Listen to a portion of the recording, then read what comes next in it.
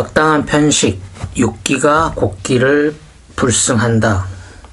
낙농 음식의 저열성, 소식, 인공조미료 배제, 깡통 음식 기피, 외식 삭감 등등 말씀을 잘 들었습니다만 선생님의 해맑은 얼굴과 무서웁도록 발랄한 정력을 배우면 이건 외로 진짜 어떤 비결이 있다는 느낌이 드는데요.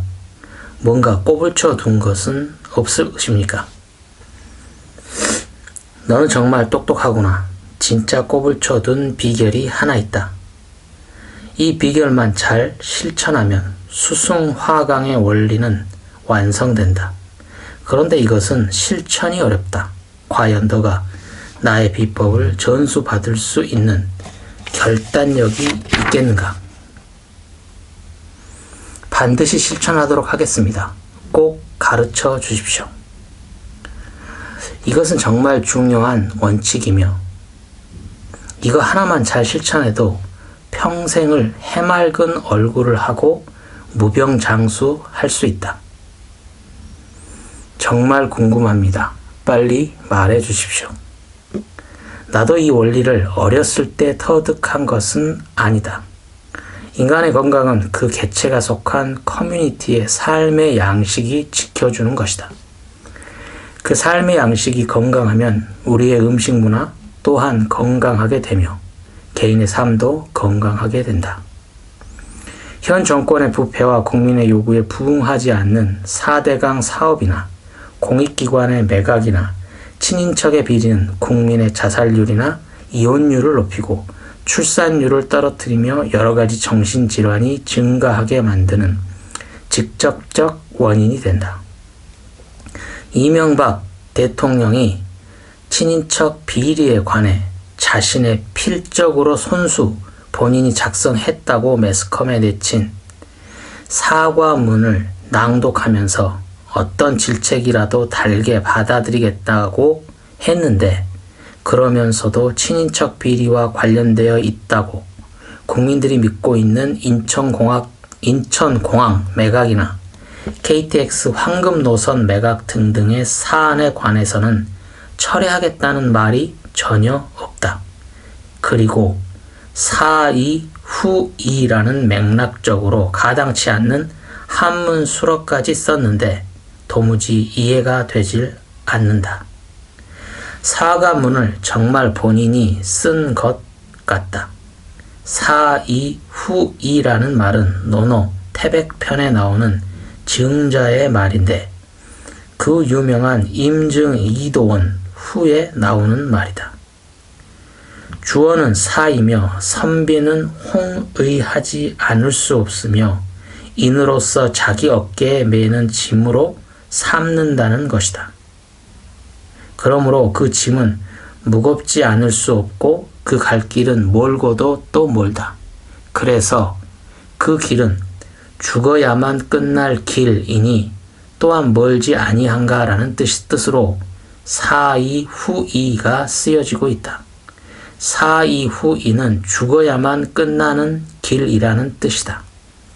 제갈량이 후 출사표를 쓸 때에도 죽음을 각오하겠다는 뜻으로 이 수어를 썼다.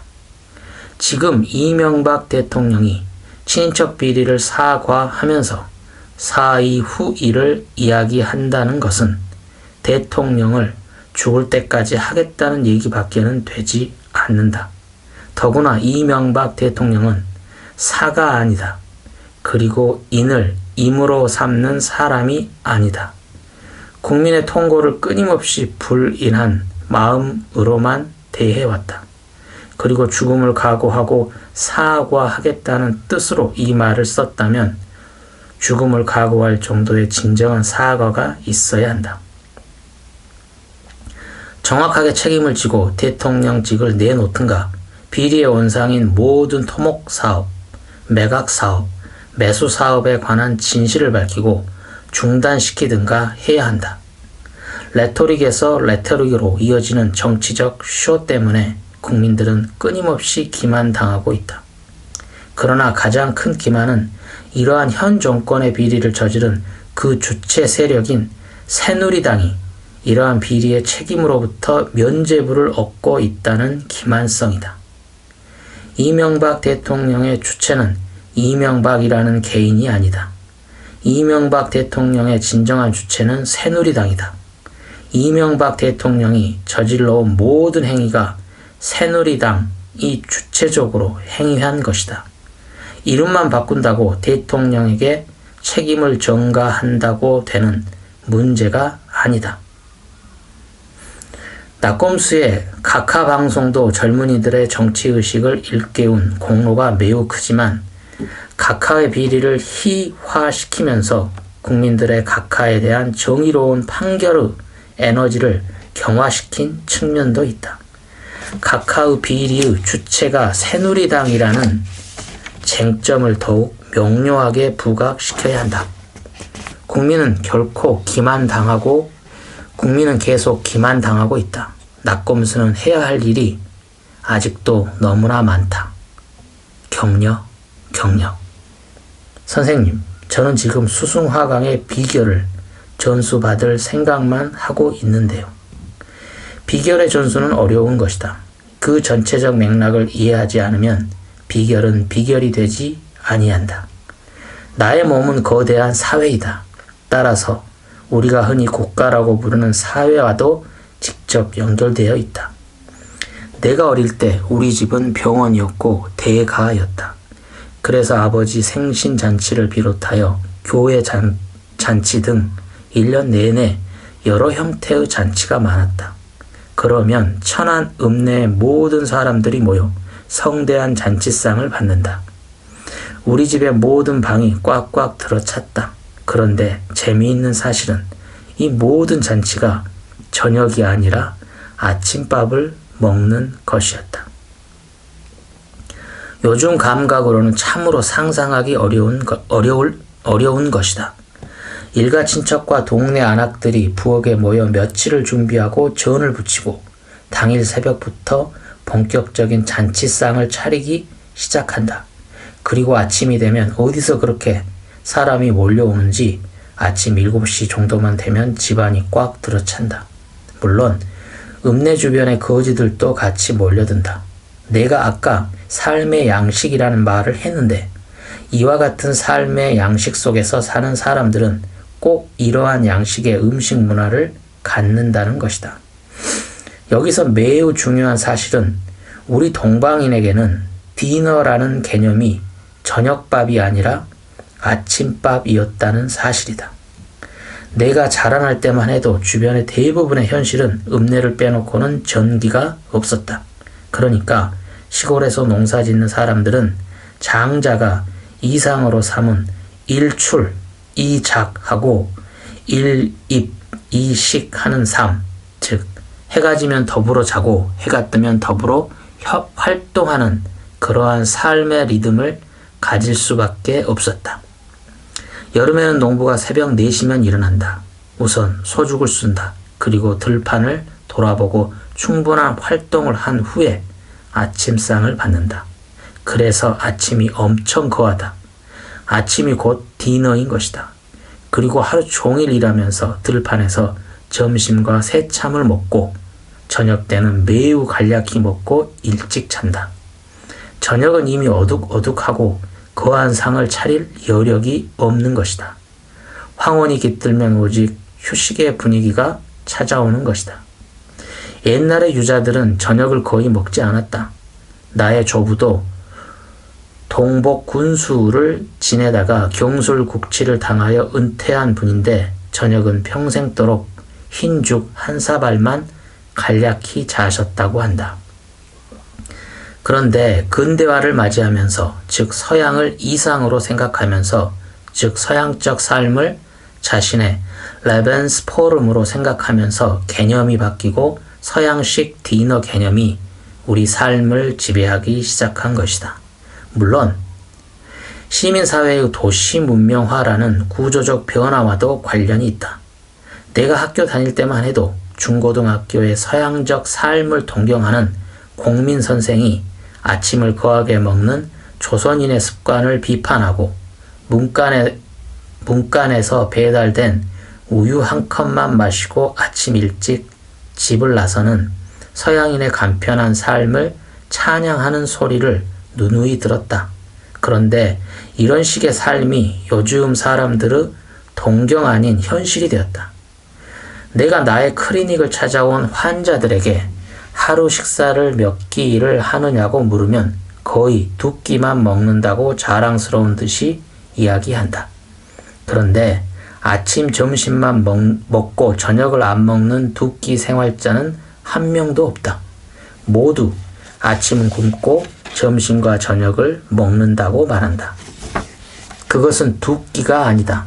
밤새 처먹고 늦잠을 잤으니 아침에 일어난들 밥 생각이 있을 수 없다. 아침을 안 먹는 것이 아니라 못 먹는 것이다.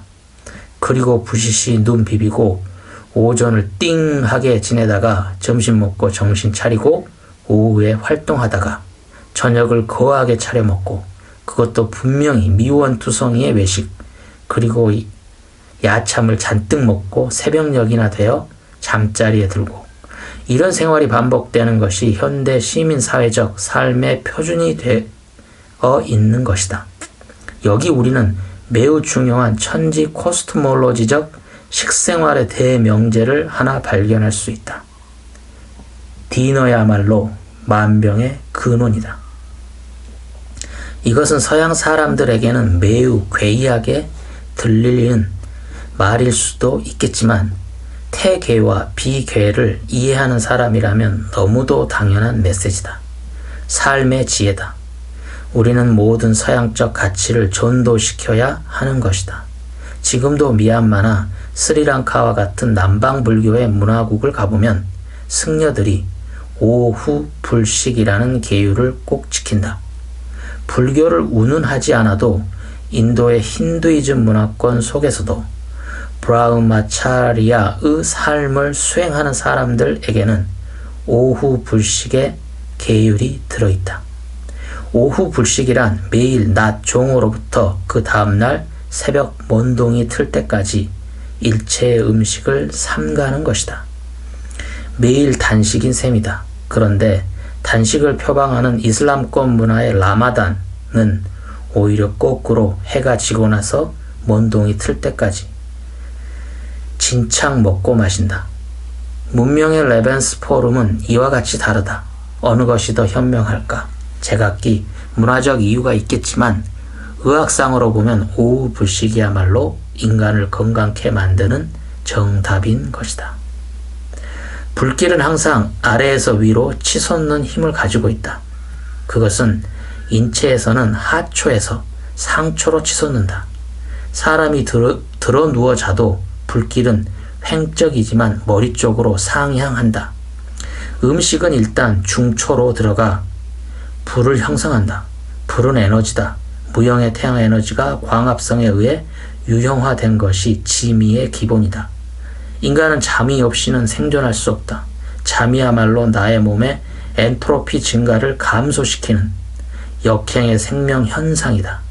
잠이 없으면 인간은 피로로 죽는다. 인간 이성의 적은 피로요.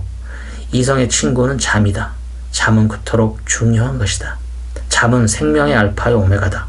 그런데 잠이란 기본적으로 고등생물에 있어서 신경활동의 고도성과 관련되며 반드시 휴식을 요구케 되는 리듬의 한 표현이다. 신진대사나 의식의 상태가 정상으로 회복될 수 있는 범위 내에서의 생리기능의 저하를 동반하는 릴렉세이션이다. 그런데 이 수면기간 동안에 보통 타율신경계는 확실하게 휴식을 취하지만 자율신경계는 휴식을 취하지 못한다. 잠잔다고 팔뚝의 근육은 휴식을 취하지만 심장의 근육은 휴식을 취할 수 없다. 소화기계도 음식물이 들어가면 소화작용을 자율적으로 계속할 수밖에 없다. 잠잘 동안에 완벽한 휴식을 취하는 것이 인간 유기체의 건강에는 매우 중요한 것이다. 그런데 그러한 잠을 가장 직접적으로 현명한 방법은 중초에 땔감을 주지 않는 것이다. 잠을 위한 가장 직접적으로 현명한 방법은 중초에 땔감을 주지 않는 것이다. 장작을 잔뜩 넣어놓은 난로는 밤새 훨훨 타게 마련이다. 그런데 사람이 돌보지 않은 난로는 장작이 불완전 연소를 할 때가 많다. 연기가 많이 발생하는 것이다. 그런데 장작을 아예 넣지 않은 난로는 일을 하지 않는다. 싸늘하게 식어버리는 것이다. 요즘 한국 학동들의 가장 큰 문제는 어려서부터 학관이나 시험 공부에 시달려 밤늦게까지 책상머리에 앉아있게 된다는 것이다. 그러면 불안스러운 엄마는 아이의 체력이 딸릴까봐 무서워서 계속 야참을 해대는 것이다. 그러면 밤늦게 1~2시까지 잔뜩 먹고 자게 된다는 것이다. 이러한 어려서부터의 습관이 3살 버릇 80 간다고 평생을 지배하게 된다. 밤에 배를 똥똥하게 채우고 자면 우선 소화기계 전체가 휴식을 취하지 못한다. 그리고 번열이 발생하여 몸이 더워지고 허하가 위로 뜨며 그 불길은 중추신경계를 전체적으로 자극한다. 그래서 꿈을 꾸게 된다. 그리고 활동 시기가 아니기 때문에 대사는 불완전하게 이루어져 가스가 많이 발생하고 더러운 대기가 몸의 하늘을 휘덮게 된다. 그렇게 되면 얼굴이 탁해지고 여드름이 많이 발생하며 목덜미나 여타, 상처 부위에 종기가 많이 솟는다.